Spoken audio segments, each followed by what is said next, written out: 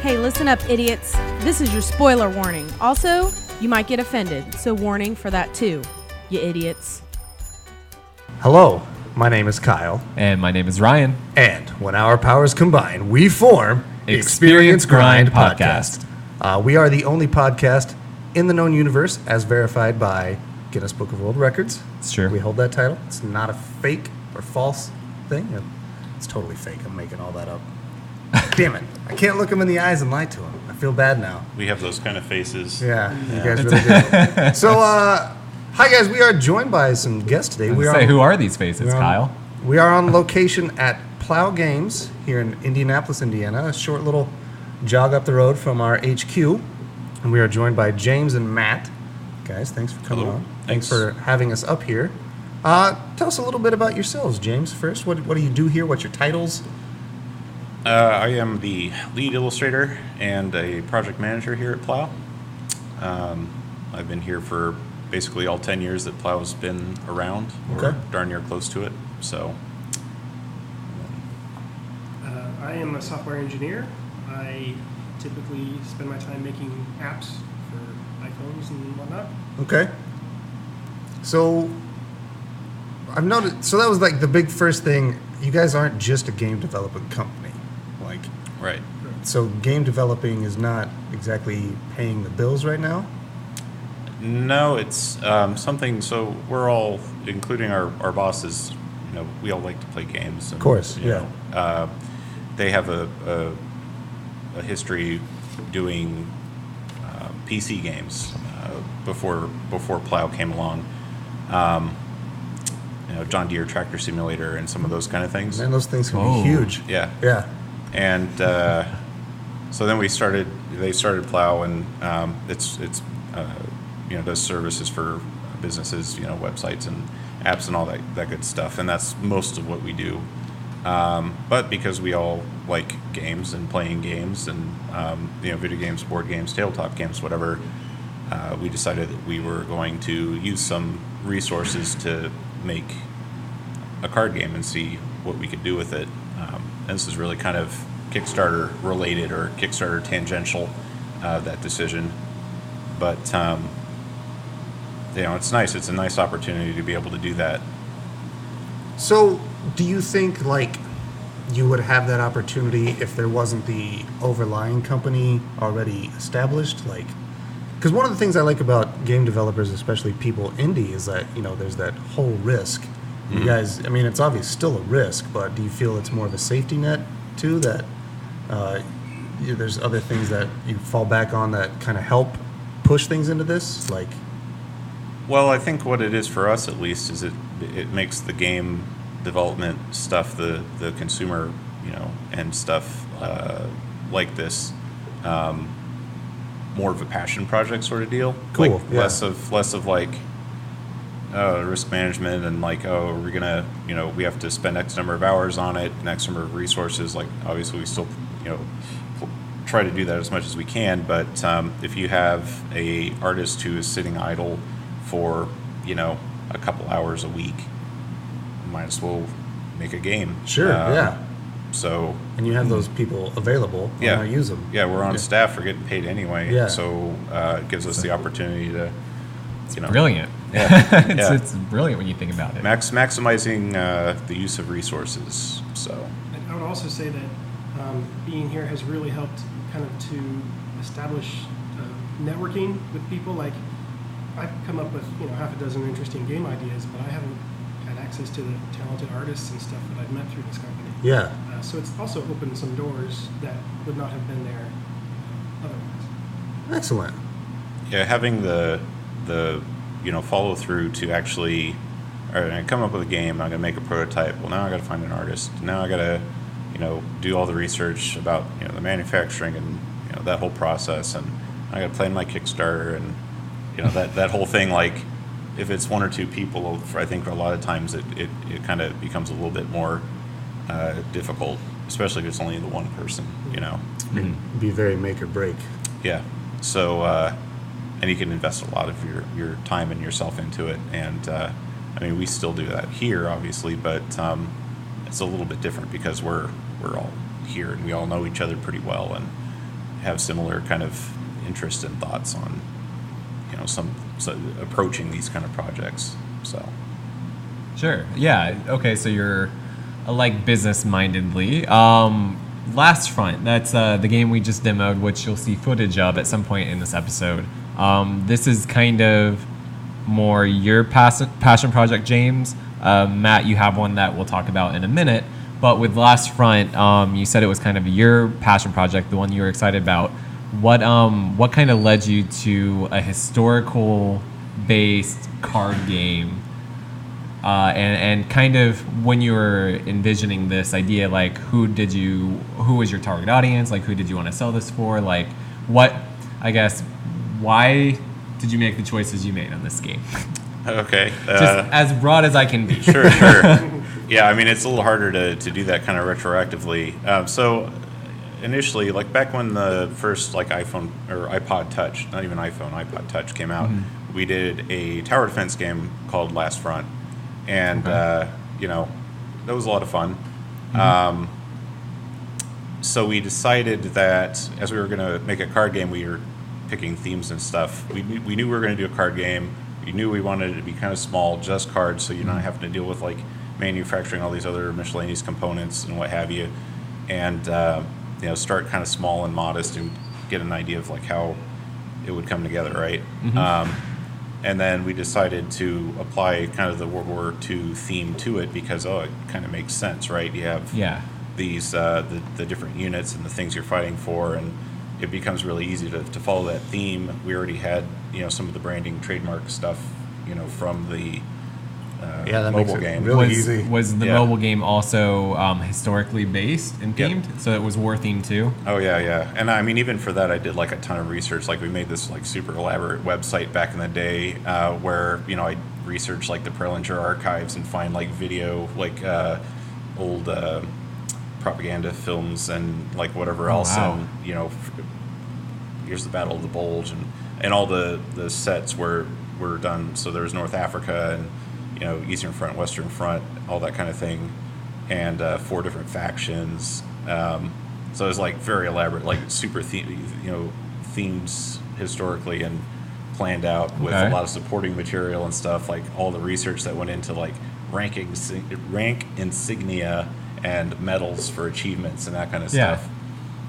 So I had a lot of that kind of already in the back of my head as we were doing this, and then it just became a matter of like, these are the special cards and the icon cards or whatever. This is the context for them, right? This is what it's going to be like. Patton, okay.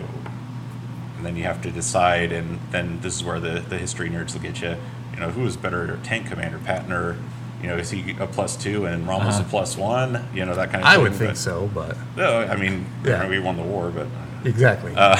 History is written by the winners. Exactly. So that was kind of finding the pictures to support it, and then going to the archives and securing licenses for. What I love about it is that you do use the actual pictures from the archives of to represent the actual people, and it's a nice little touch. And when you get a card, you're like, oh yeah, that dude was a fucking real guy. He was really involved in this. Like, I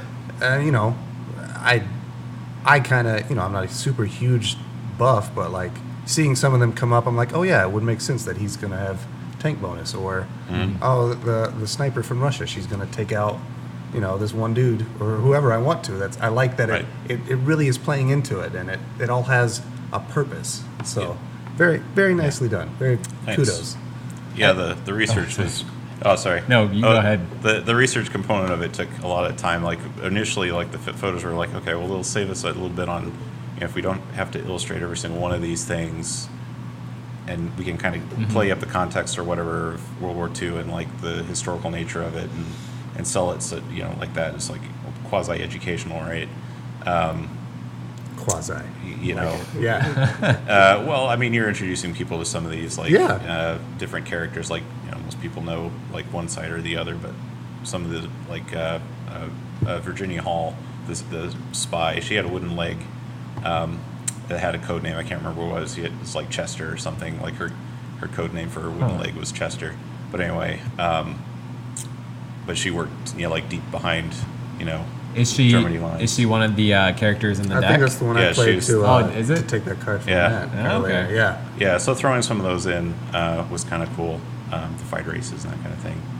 Perfect. So I was gonna say I'm not a history buff, so I'm gonna ask questions and sound completely foolish because I'm not entirely sure.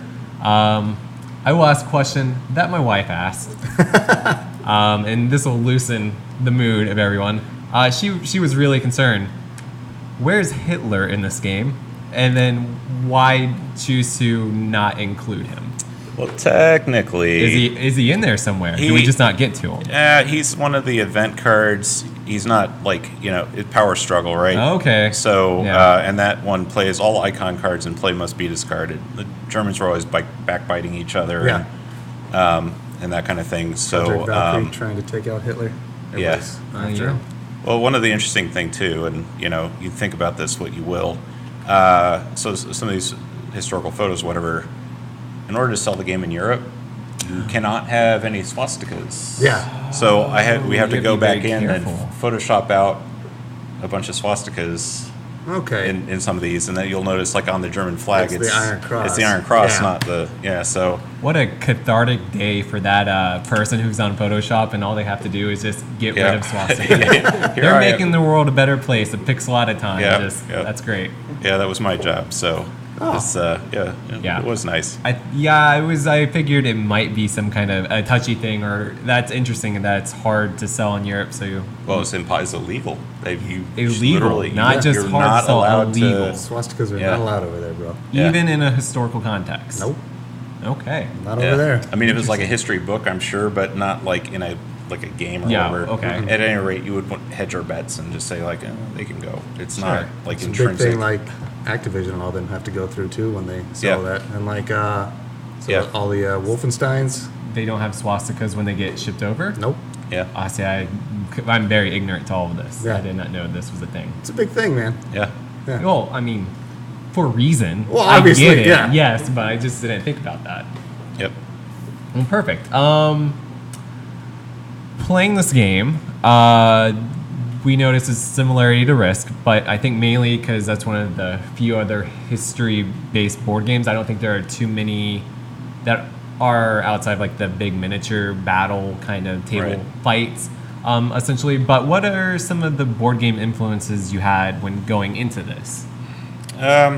Someone asked me that recently, and I it's hard to say. I mean, it's a little bit of magic, right? You have the same kind of things with Okay. counters and burns, and you have resources and things that boost resources and that kind of thing.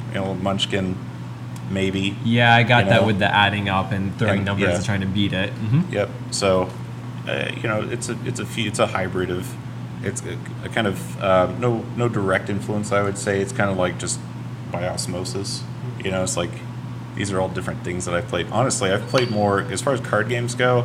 I've played more of like the According to Hoyle type, those kind Okay. of card games than Uh-huh. anything. So I think direct influence is like that's probably more relevant. I guess. Okay, perfect. Would you like to ask? Well, one, I Kyle? mean, you had a good run going, and you know a lot more about the board game aspect than I do. So here's one that is more in my line. So when I met you guys, you were also demoing a video game called Space Jerks.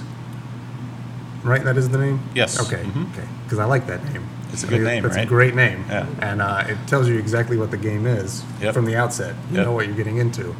But your focus primarily, from what I've seen here, is it's more of the physical board game. So why the board game over the video game at this point? or vice versa. Yeah. Right. Because you don't need a programmer to make a board game. Sure. And programmers, you don't need one. I mean, sometimes they just attach themselves to projects. They're around. They're around. Format. No, generally the programmers are busy. Their time is obviously super valuable and Yeah. Well, and you guys are making other things besides games, so I get that now. well, and to get the thing to even work, you have to have the programmer. Like here, it's just like I can have some index cards and scribble some notes on it Sure. to get it to the point where it works. Like the hexes for that Matt made were from some of those hex tiles that you can just get, like the little card ones. and that was how he built the original prototype. And we And used little plastic trains from Ticket to Ride. yeah, Really? Those were our original monsters. Yeah. yeah. That's awesome. Yeah, we hadn't even thought of a theme yet at that point, so we'd bounced a few things around after we decided that the gameplay was solid. So, but yeah, I mean, basically, as far as the video game goes, that for us, Space Jerks specifically, and you guys are welcome to come back whenever we get an update from the PopCon build.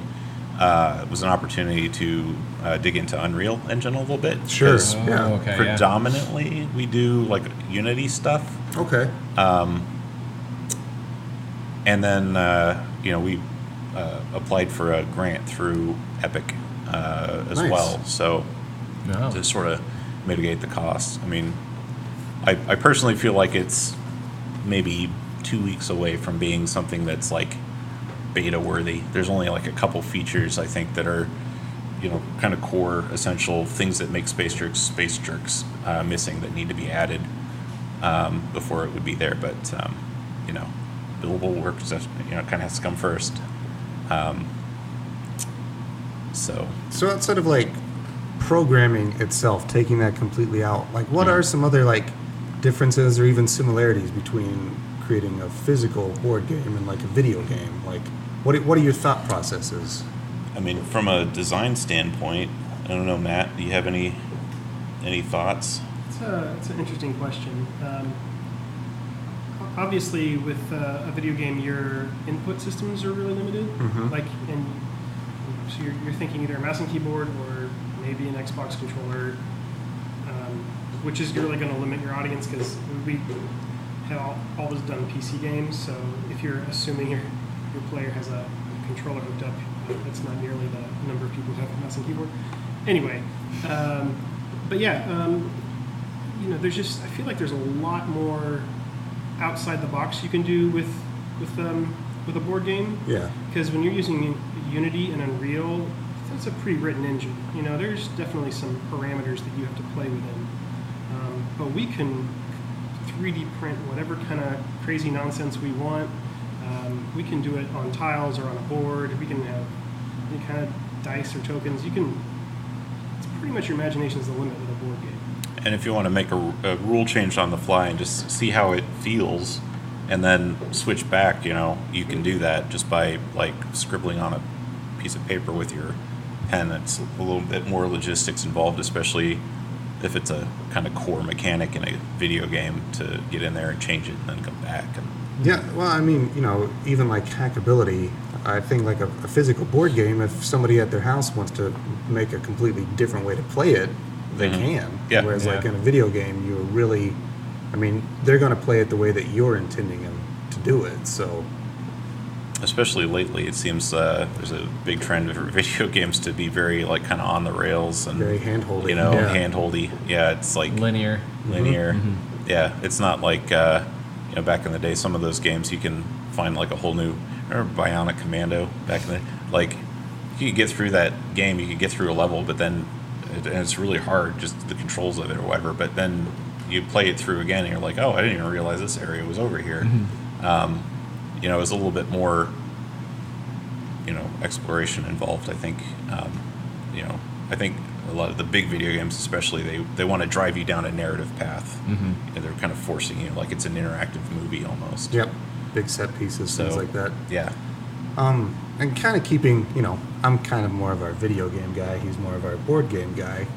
Have you ever thought about maybe adapting things that you have like Last Front into maybe more of an app-based game too, like something like, or even maybe Hearthstone, that anything like that? I think Small World or Ticket to Ride also do, I think, $3 apps of the board games on their phones too. Oh, I think it was like $7 when I looked at Ticket to Ride. 7? But their Ticket to Ride, they can do that, and people will pay it. Yeah, That's I guess part so, of the yeah. that's part of the problem too. Is like for us, like they didn't make the tablet version of the game or whatever until the actual core like main board game had become wildly successful, okay, right? Sure. Because Okay. it costs money to develop Absolutely. Sure. that. So, and really, it was. I don't know how you feel about it, but I've played games where they require you to have an app, or darn near require you to have an app in order to be able to play it. Mansion's Madness. Yeah, we just played The Alchemist, I think, at Gen Con, and that's app only to mix the potions and stuff, and I don't know where you're going. It sounds like you might be going negatively about it. I'm not a big fan. Like, what's the point? Agreed. Like, you just, it's like the VHS games of old. Yes. Like the Shadow my game God. where you stick in the VHS and watch some dude in makeup. Oh my God. Until you Nightmare? move Was your that- space. That's it. It was Yeah. Nightmare. Yeah. Yeah. That ridiculous. we did that once. We got it for family. We'd get like one board game as a family for Christmas every year, and that was one. Oh my God, that was ridiculous. I think we played it once. It's like this is beyond dumb. Sucks, Dad. Way to go. I would say that kind of to the counter of that is there's been a lot of times we've played Mansions of Madness first edition and been kind of bummed out that it's everybody versus the dungeon master or whoever he is. Yeah. And it's nice to be able to all play on the same team. That's true. And so if the app lets me do that, that's cool. But definitely don't shoehorn it in just because it's a gimmick. That's terrible. Sure. I would agree with that too. Or make your game so complicated that you need an app to keep track of everything. That's Yeah. my objection. That's go back to the start. If it's too much, you need an app. Yeah, because I think that Alchemist game was like, well, you don't need an app, but then somebody has to just sit there with the formulas the entire time and tell you, is it right or wrong? I was like, well, that's not good game design then. Yeah. That's why computer games were invented in the first place, is to take some Yeah. of that out of it. yeah, exactly. So We got on a tangent about Good though. I mean, that's the way it goes. those. I like Let's that. get back to these questions.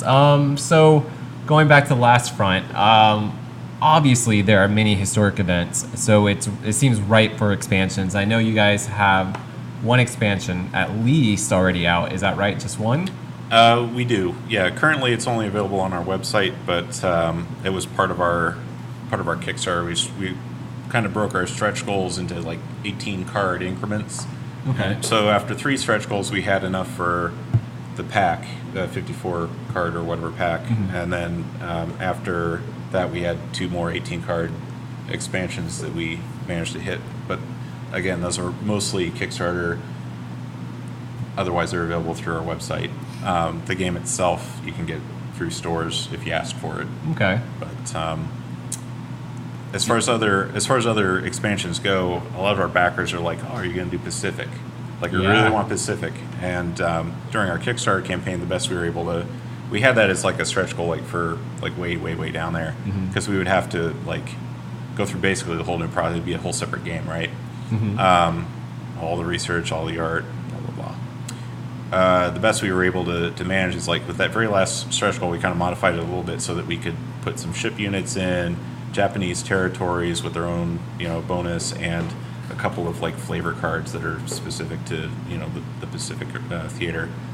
Okay. So yeah, it's on the horizon. I would want it to be a different game play, but I would want the cards to be cross compatible. Okay. That would be the goal. So you would basically play with either this territory deck, or you would play with the Japanese, island hopping thing, and you're collecting islands, and you get bonuses based on the type of island and that kind of thing. Okay. I got it all worked up in the old noodle, but it's just All right. we want to do something different for a minute before we circle back around. Sure. I was going to suggest, similar to the Munchkin route, what about the last Cosmic Front, in which case you just go really out there, keep same mechanics, but really just like you can do anything you want, whatever's the hot top. What pirate games are in, do a pirate theme. Yep. Have you are you open to those ideas? Have you thought about that, or would you like to keep this kind of limited to history and historical events, since there really aren't too many of those board games out there? It's true. Yeah. No, we actually had thought before we decided to revisit. So Space Jerks we had done like 2 or 3 years ago as a Unity demo for the Oculus, and there was no real gameplay. It was more like you're just walking around jumping on these different planets, and it's pretty crazy when you're wearing the Oculus, of course. So it's pretty cool, but we never really fully developed it. And so before we decided to revisit it and do it in Unreal, we did think about like, what if we essentially reskin or tweak Last Front to be Space Jerks, the card game. Okay. but again, it's like it's not Munchkin, so I don't know as you can quite get away with that. And it's like someone gets last front, and then they get basically space jerk last front. It's kind of like, oh, this is the same game already. I already have this game. Yeah. Frankly, I don't understand like how there can be so many Munchkin sets. Like, I guess because I think there's a lot of repetition. They yeah. just rename them, and there Yeah. might be like one little tweak in each new set, but otherwise it's exactly the same. and a lot of people buy like they have like the licensed IP stuff, which is like huge now, right? Yeah, So they'll get Firefly Munchkin or like whatever.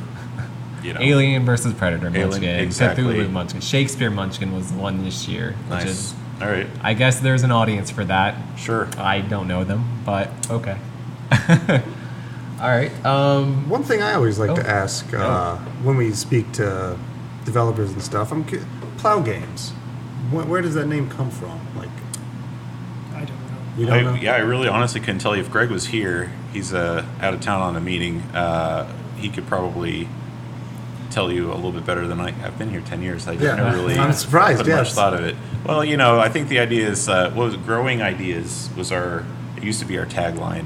Okay. And so we're in the Midwest, and Well, and it kind of clued me in when you guys talked about the John Deere tractor simulator. That's what I was thinking, yeah. They pull a plow too. Like, Yep. I kind of get where it's going. I just didn't know if there was an official story behind that.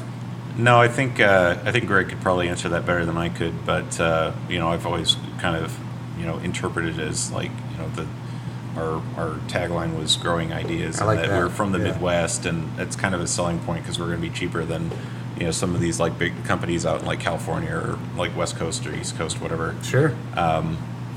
So just people like working with Midwestern developers. It's just a different mindset apparently.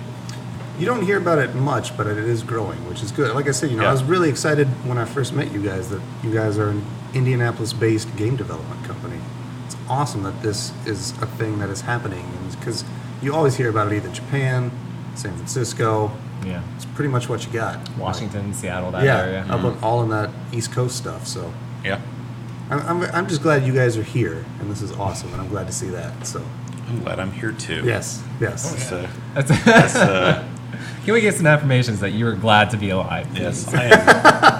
I am gladish to be here. I'm glad enough.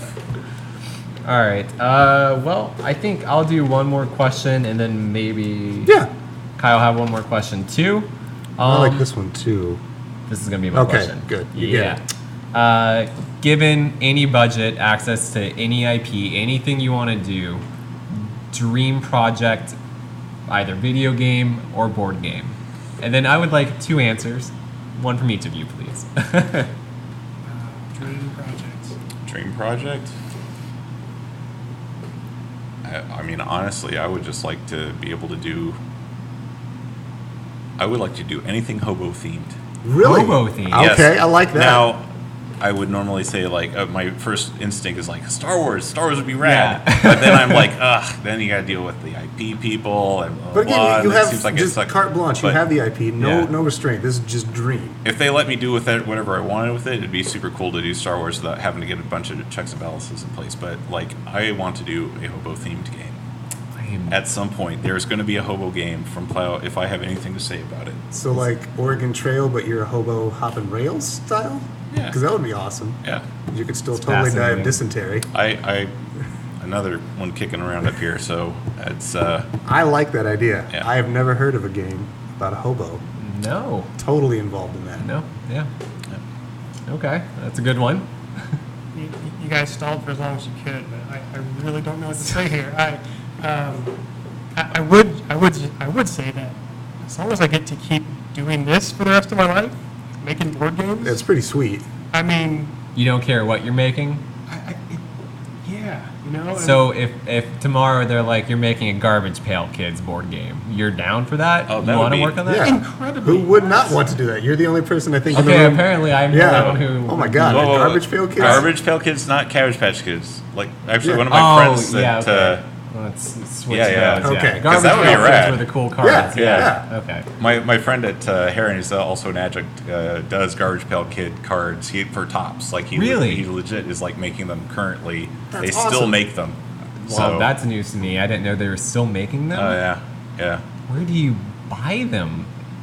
I am not sure. At comic shops, I'm sure. I mean, I haven't. Okay. I haven't. I might gone have to to look check the for 'em, logo. but- I would love to get some Garbage Pail Kids Yeah. cards. I think I still have a bunch of my old ones Yeah. from when I was a kid somewhere. But you were thinking Cabbage Patch Kids. I was thinking Cabbage Patch Kids. Yeah. I was trying to think of dull, completely uninteresting. You know what? Cabbage I Patch look Kids. I look at what they have done with My Little Pony. Oh my God! And rebirthing Please it. don't tell me You you're are a a brony. No, I'm salesman. not a brony. Okay. But they were just the way that they were just given access to totally take it and make it their own. Oh, make it thing their own? Yeah. That's true. And make it awesome. You know, I can say, you know, if you give me Cabbage Patch Kids, but you give me the freedom to just Okay. go crazy, I think I could even still have fun with it. Precious moments in the Doom universe. Oh, they're precious moments. Right? Yes. Still super violent, but you're in heaven as a cherub little I think angel. that's probably already a mod. It might Okay. be. That would be awesome. But still. So like, I'm gonna get off this because all I'm doing is thinking about bad things to give Yeah. you, and we're not gonna play that game. so I got just a few more here. So like Last Front, you're developing it. Like what is, like how involved is the testing process? How many times are you going back to that drawing board and like, okay, this isn't really working, things like that? Well, I mean, you kind of start big and you work your way backwards from Sure. it, right? You know, you have, and then really just you get in enough people's hands, and they're going to find things. A lot of times, it's going to be like a personal preference sort of thing, and then other times you're going to hear the same thing kind of come up multiple times, and those are the things that you really need wanna look to at? Okay. to get involved with. Yeah, I mean, we spent a lot of time testing it internally, and at like, you know, we had 2 pop cons and a gen con, you know, first exposure hall round that we tested it at. Those were good because we had some like legit gamers and stuff come give feedback. We had a game reviewer take a look at it and help with some of the rules clarification and stuff. But I mean, there was never really a point where we were like, you know, oh, we gotta throw this, like this. It's just not working. Like Okay. period. It's like usually there's just a couple tweaks here and there, like number of this kind of card or that kind of card, or changing a modifier or clarifying a rule and that kind of thing, and it, you know, kind of works out. So did you guys have like things where like, all right, end of the day today, we're going to play Last Front, who's in? And, Yeah. like, Yeah. let's check. Yeah, like a lot of time. That's cool. I would love that. And it's That would be like, an 'cause awesome he would, thing he for a would write job. up, here's the new cards, you know, and here's how the rules have slightly changed, and we play it. I have few to read my times. chicken scratch on a Yeah. you know, cut up index card. And I'd beat him a bunch, and he'd say, okay, that doesn't work. Oh, How do Evan, I change this so Matt doesn't win? well, no, like literally, there's a guy that, you know, he would find like the exploit, and it'd be like, okay, that is something we need to put the And kibosh on. That's what I like to So, do. Even in yeah. video games, I'm like, all right, how can I break this system and make it my advantage? And Yep. I try to do that a lot in any game because a lot of times there's something there. Yeah. So I'm always curious things like this where like how much time are you spending looking for those, and Mm-hmm. are there multiple eyes on it, and what if something does slip through? Like, yeah, I mean, after a point you can't do anything. Yeah. I mean, if it slips through, it slips through. You know, it is what it is. I mean, to my knowledge, I haven't really heard anything along those lines on Last Front. But you just put it in front of lots of people that are not familiar with it. Mm-hmm. You explain it to them. You have them figure it out themselves. You know, you get their interpretation. Like you guys, you came in and you're like, oh, you know, we weren't sure if that was if you're attacking, so it's just between the two of you or just between everybody. So like, you know, second edition rules, we're probably going to need to make sure that's like extra super clear if it's not already, you know, in there. It's just how it is, and different people are going to look at different things. You get that rules lawyer who's gonna you know, Oh, yeah. find ways to break it. Oh yeah. So Rules lawyer, card police. You guys got Yep. a lot of law a lot of enforcement legal around jargon. here. Yeah. Finish it, buddy. What am I finishing? That Yeah. last one? Yeah. Well, I will ask it like Kyle wrote it. Ultimate goal. Ultimate goal. Ultimate goal. Is that for the company, for Last Front? Yeah, for in general, what do you hope to achieve with Plowgames? Oh, just to keep doing it. I mean, just to keep doing the kind of stuff that we do, and whether that's the stuff we do for our corporate clients or whatever, app and game development and web development, whatever. It's more fun for me if we're doing games. Obviously. Yeah, I obviously. mean, we've done stuff for Build-A-Bear and H.H. Gregg, and we always find like fun stuff in there. Hammer mill paper, that kind of thing. Guinness World Records. We did a suite of games actually for. Okay. We're familiar with Guinness. They gave us a world record. I don't know if you remember that. No, I remember that from earlier. Okay. Yeah. But yeah, just being able to continue to do it and finding an excuse and the time to be able to do this kind of like the passion stuff. And luckily, our employers are of a mindset that this is something of value just in and of itself, and it helps keep everybody engaged and active, and it's fun. So I think my ultimate goal is to see this stuff become self-sufficient. Yeah. Yeah. And just have a constant, I'm not saying Plow has to be exclusively games, but I want Plowgames to be its own full-time, self-sufficient entity and stay right here in Indiana. Yeah. I mean, get that Midwest attitude Yep. and plow through it. Huh? That's terrible. I'm so sorry. All right. God, I'm the worst. So where can people check out more of your guys' stuff? Can you, plug it, and I know you got some dates coming up too. So. Yeah. So we'll be doing a couple more game tests, or game demos rather, for this one. I mean, it's already done, so testing's right out. Comic Book University in Greenwood on the 29th, which is Tuesday. 29th of August. Yeah, of August. And then the 10th of September, which is a Sunday, at Good Games downtown on Meridian, are the two demos coming up. And then you can get the game through our website, lastfrontgame.com. And you can also order it through, most game stores will have a distributor that carries it. You just have to ask for it. Okay. And they can look it up. Cool. And we'll have links to all that in our episode descriptions and things of that too. So, I would definitely recommend, if you're into card games at all, it was a lot of fun. I know it got heated last night, but It did. I think getting heated makes this game fun. And Yeah, I think so. I mean, too. it is a war-based game. It's not going to be friendly. So I really enjoyed it. And it's very easy to learn, too. Yeah, easy to learn. That's the other thing. It looks very nice. So yeah, I would absolutely recommend. People should definitely check out Last Front. And I'm very excited to see what you guys got coming up in the very near future.